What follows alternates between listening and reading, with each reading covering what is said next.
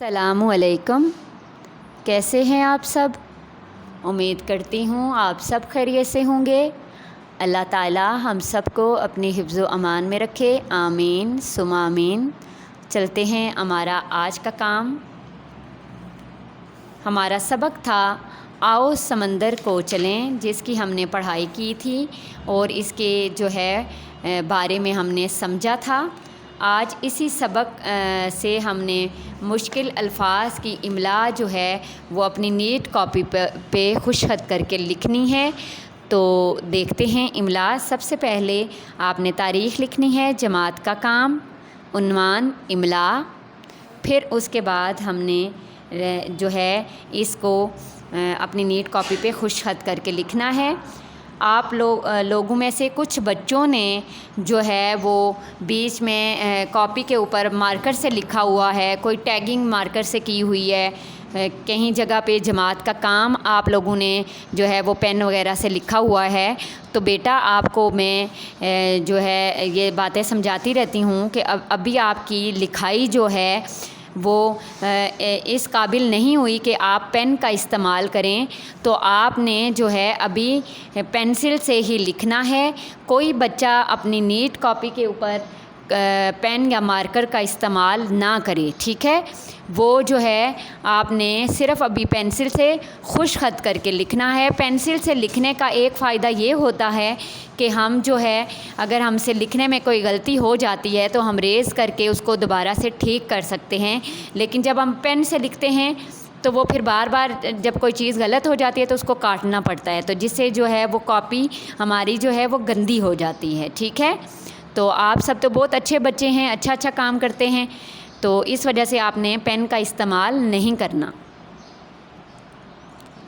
سمندر، مخلوقات، مصنوعی، لہاب، فطرت، گوگے، پہاڑیاں، کھائیاں، لوتھڑا، جسامت، کہانیاں، معلوماتی، ریڑھ، نوکیلے، ہموار، نایاب، سیپی، مادے، ٹھیک ہے؟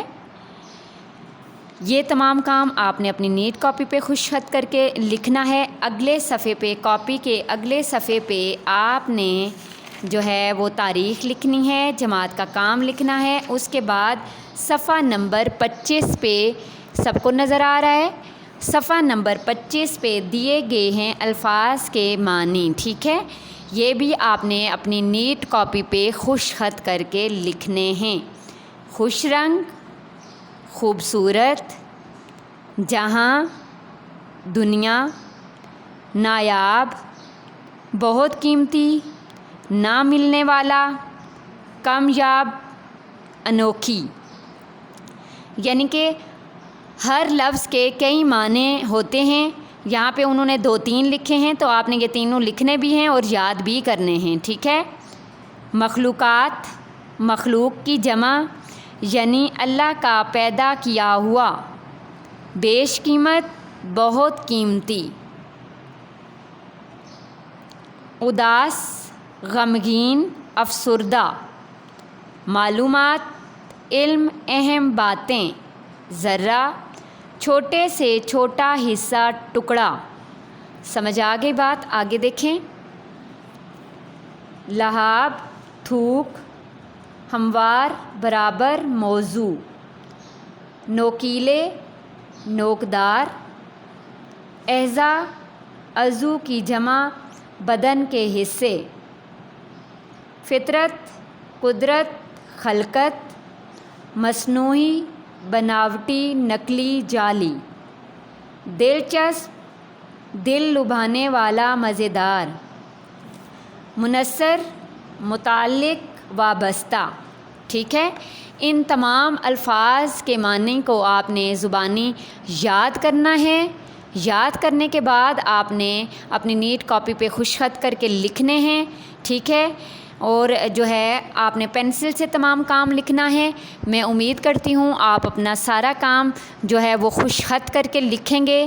کل نئے کام کے ساتھ آپ کی خدمت میں پھر حاضر ہوں گی، تب تک کے لیے اجازت دیجیے۔ اللہ نگہبان۔